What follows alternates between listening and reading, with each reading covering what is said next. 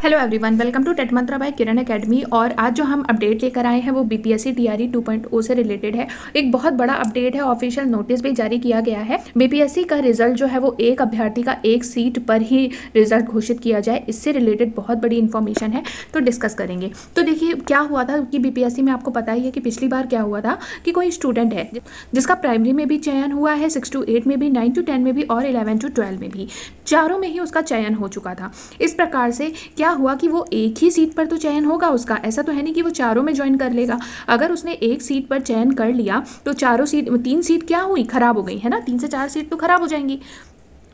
इस बार अभ्यर्थियों की इसी सिलसिलों में मांग है कि पहले अभ्यर्थियों का 11 से 12 में चयन किया जाए और जो भी कैंडिडेट 11 से 12 में चयनित हो जाते हैं वो 9 to 10 में फिर सीट खराब नहीं होगी और ना ही 6 to 8 में और ना ही पीआरटी के लिए सीट खराब होगी। इस प्रकार से अभ्यर्थियों की इस बार मांग की गई है कि सबसे पहले जो रिजल्ट जो चयन किया जाए अभ्यर्थियों का वो 11 से 12 में चयन किया जाए। मान लीजिए कि कोई अभ्यर्थी है और उसका 1 से 5 में, 6 to 8 दोनों में ही चयन हो रहा है, तो उसका सबसे पहले 6 to 8 में नाम दिया जाए, रिजल्ट दिया जाए उसका, ना कि दोनों ही जगह उसका नाम दे दिया जाए। पिछली बार क्या हुआ था, कई ऐसे अभ्यर्थी थे जिन्होंने ट्विटर पर ट्वीट करके इन्फॉर्मेशन भी दी थी कि उनका चारों के चारों जगह चयन हुआ है, पीआरटी में भी, 6 to 8 में भी, 9 to 10 एंड 11 to 10 में भी, 11 to 12 में भी चयन हुआ है। कई ऐसे अभ्यर्थी थे जिनका चारों में, किसी का 3 में और किसी का 2 में चयन हुआ है। लेकिन बात यह है ना कि वो जाएंगे तो देखो एक ही जगह, ऐसा तो है नहीं कि वो दोनों में चले जाएंगे या तीनों में चले जाएंगे, वो एक जगह जाएंगे तो बाकी के जो 2 पद हैं वो खराब हो जाएंगे, है ना। तो जो 2 पद खराब हो रहे हैं वो उन अभ्यर्थियों को मिल सकता है जिन अभ्यर्थियों का या तो 1 नंबर से या 2 नंबर से रह गया है, उन अभ्यर्थियों को वो सीट मिल सकती है। तो लेकिन बोला जा रहा है कि देखिए उस बार भी पद क्या थे, बहुत ज़्यादा खाली रह गए थे, तो इस बार इन्होंने 2.0 निकाला था।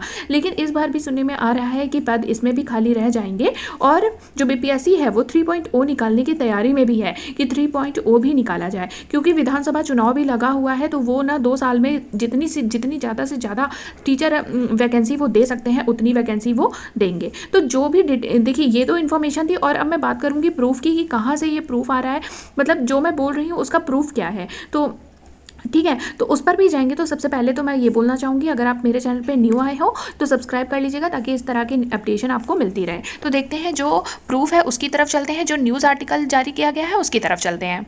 देखिए आप स्क्रीन पे देख पा रहे होंगे, न्यूज़पेपर की कटिंग है। इस शिक्षक बहाली में एक अभ्यर्थी का एक सीट पर ही जारी हो रिजल्ट। ये बोला गया था कि जो अभ्यर्थी हैं उनकी मांग है कि जो रिजल्ट है वो एक सीट पर केवल एक ही अभ्यर्थी का रिजल्ट जारी किया जाए। अगर 11 से 12 में, 9 से 10 में कई जगह पर एक ही अभ्यर्थी है तो उनका केवल रिजल्ट एक ही जगह पर जारी हो, ऐसा अभ्यर्थियों की मांग है। देखते हैं पूरा आर्टिकल क्या है। बिहार प्रारंभिक युवा शिक्षक संघ के प्रदेश अध्यक्ष दीपांकर गौरव ने बीपीएससी अध्यक्ष अतुल प्रसाद को पत्र लिखकर एक अभ्यर्थी का एक ही सीट पर रिजल्ट जारी करने की मांग की है।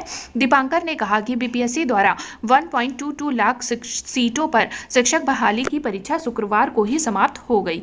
आयोग इसका रिजल्ट जारी करने में जुट गया है। इस बीच शिक्षक बहाली परीक्षा के विषयों का औपबंधिक उत्तर भी बीपीएससी ने वेबसाइट पर अपलोड कर दिए हैं। इससे पहले दीपांकर ने बताया कि लाखों अभ्यर्थियों ने मध्य माध्यमिक तथा उच्च माध्यमिक तीनों विद्यालय के शिक्षक पदों पर शामिल होने के लिए परीक्षा दी है।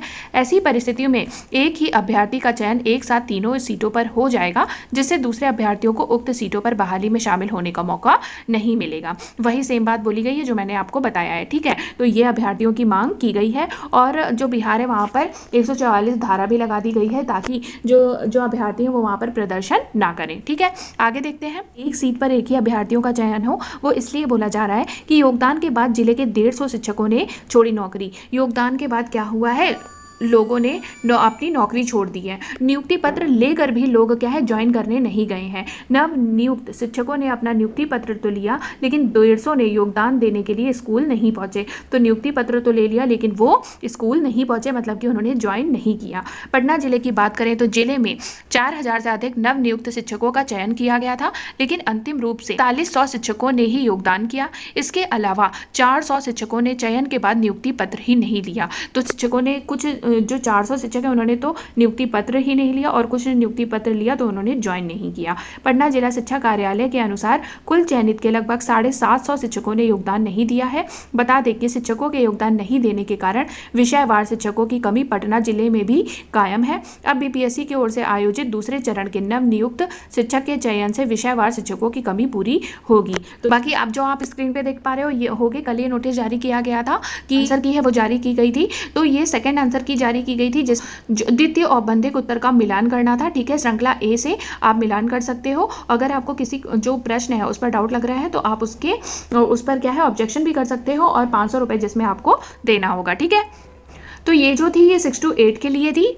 इसी हिसाब से देखिए 11 से 12 के लिए भी नोटिस जारी किया गया था जिसमें द्वितीय औपबंधिक उत्तर श्रृंखला जारी कर दी गई थी। इसमें भी अगर आपको किसी भी क्वेश्चन पे डाउट है तो आप 500 रुपये देकर उस पर ऑब्जेक्शन कर सकते हैं। ठीक है, ये 9 to 10 के लिए था और इसमें भी देखिए सेम बात बोली गई है कि अगर आपको किसी प्रश्न पे ऑब्जेक्शन करना है तो 500 रुपये आपका लगेगा।